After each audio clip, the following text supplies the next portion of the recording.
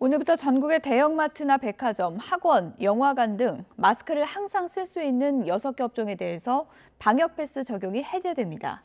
최근 법원의 결정으로 지역 간의 형평성 논란이 제기되고 또 현장에서 혼란도 잇따르면서 정부가 조정안을 내놓은 건데요.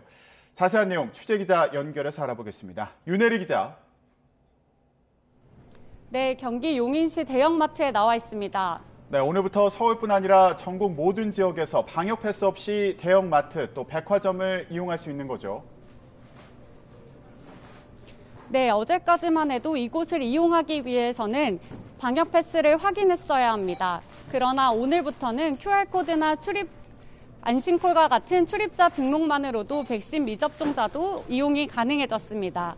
이른 시각부터 마트를 찾은 손님들은 한결 간편해진 출입 절차에 긴 줄을 서지 않고도 쉽게 마트를 이용할 수 있었습니다. 정부는 오늘 생활 필수 시설인 대규모 점포들에 대해 방역 패스 적용을 해제했습니다.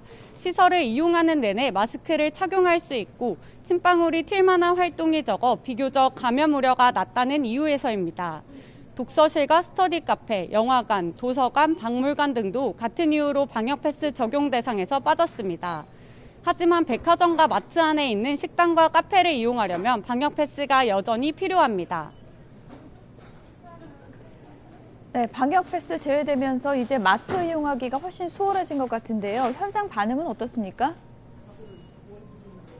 네, 제가 이곳에서 만난 마트 관계자들은 설 연휴를 앞두고 방역 패스가 해제돼 한숨 돌렸다는 반응이었습니다. 설 연휴가 대목인 만큼 방역 패스가 그대로 유지가 됐다면 손님들도 줄고 매출에도 큰 타격을 입었을 텐데 그런 우려가 한결 해소됐다는 겁니다.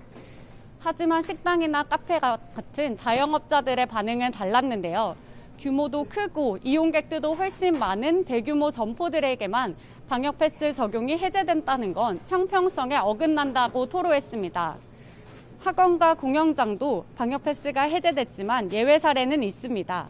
마스크 착용이 어려운 관악기 연주, 노래, 연기 학원 등은 방역 패스가 유지됩니다. 또 50명 이상 모이는 야외 잔디밭 등 비정규 공연장도 지금처럼 방역 패스가 필요합니다. 정부는 청소년 방역 패스도 오는 3월 예정대로 시행하겠다는 방침입니다. 앞서 법원은 지난 14일 서울 지역 청소년 방역 패스 적용 방침을 잠정 중단하라는 집행정지 결정을 내렸습니다. 하지만 정부는 청소년이 전체 확진자 가운데 4분의 1 이상을 차지할 정도로 감염 비중이 높다는 이유로 법원 판단을 받아들이지 않았습니다.